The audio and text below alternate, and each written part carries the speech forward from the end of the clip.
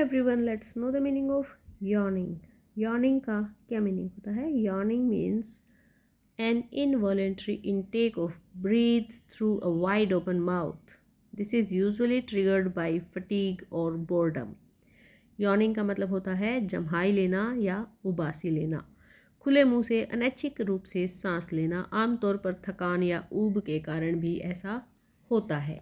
Yawning मतलब जम्हाई लेना, और ये हमारे वश में नहीं होता कि इसे हम रोक पाएँ, क्योंकि ये इनवॉलेंट्री इनटेक ऑफ ब्रीथ होता है और पूरा मुंह खोल कर सांस लेना होता है।